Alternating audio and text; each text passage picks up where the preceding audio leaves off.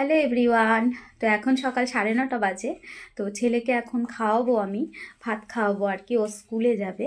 তো সকালবেলায় আর কি ঘুম থেকে উঠেই তো ভোরবেলায় সব রান্নাবান্না হয়ে যায়। তারপর ছেলে 7:15-র সময় ওর বাবার সঙ্গে টিউশন পড়তে যায়। আর ওর বাবাও কাজে বেরিয়ে যায়, একসঙ্গে ওকে টিউশন ছেড়ে তারপর কাজে যায়। তো যাই হোক, তারপরে কিন্তু আমি সকালে সমস্ত বাসি কাজ করে নিই। তারপরে আবার 9টার সময় ওকে টিউশন থেকে আমি আনতে যাই। তো তার আগে সমস্ত কাজ করে স্নান পুজো করে নিই 9টার মধ্যে। তারপরে ছেলেকে নিয়ে এসে ওকে আগে স্নান করিয়ে দিই। স্নান করিয়ে ও এখন নিজেই জামা কাপড় পরে রেডি হচ্ছে। ও একাই আর কি স্নান করে, আমি একটু গাটা মুছিয়ে দিই। তো যাই হোক, এখন ও স্কুল ড্রেস পরছে। তো এখন আমি ওর জন্য ভাত বাড়তে এসেছি। তো আপনাদেরকে দেখাই যে আজকে কি রান্না করেছি, চলুন। এই যে দেখুন, প্রথমেই তো রয়েছে এখানে ভাত।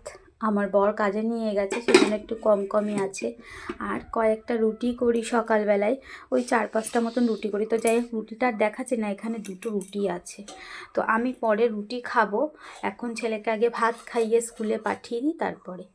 তো এখানে করেছি বেতো শাক।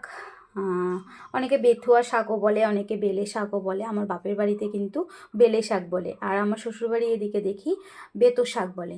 তো যাই হোক, বেতো শাক করেছি শিম বেগুন দিয়ে, বেশ মাখা মাখা করে। দেখুন, বেতো শাক করেছি। গতকাল রাতে আমার বর নিয়ে এসেছিলো বেতো শাক।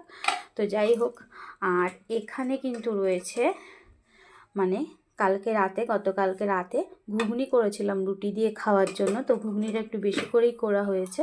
তো ঘুগনি রয়েছে কিন্তু অনেকটা পরিমাণেই। সকালে আমার বর রুটি দিয়ে ঘুগনি দিয়ে খেয়ে গেছে। আর করেছি সঙ্গে কিন্তু আজকে ওই শাক করেছি, আর করেছি এই যে মানে শঙ্কর মাছ, নামটা ভুলে গেছিলাম আর কি। যাই হোক, শঙ্কর মাছ আলু দিয়ে একদম মাংসের মতন করেছি কিন্তু। দেখুন, এই যে লাল লাল করে একদম। তো শঙ্কর মাছটা একটু মাংসের মতন করতে হয় গরম মশলা টশলা দিয়ে, তাহলে বেশ ভালো লাগে।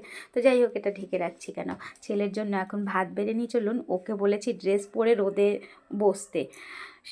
তো ভাতটা বেড়ে নিই, দাঁড়ান। এই যে ছেলের জন্য ভাত বেড়ে নিয়েছি, এখন আর শাকটা খাবে না, শাকটা ওই সে দুপুরবেলায় খাবে। তো যাই হোক, ভাতটা বেড়ে নিয়েছি, চলুন। ও রোদে বসে আছে। তো আমি আজকে একটু শ্যাম্পু করেছি, চুলটা কিন্তু এখনও ভেজা রয়েছে।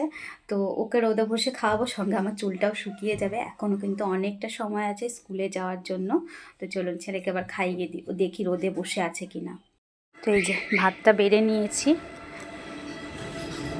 এই যে ও এখানে রোদে বসেছে। কিরে, ও স্কুল ড্রেস পরে এখানে রোদে বসে আছে। চলুন এবার ওকে ভাত খাইয়ে দিই।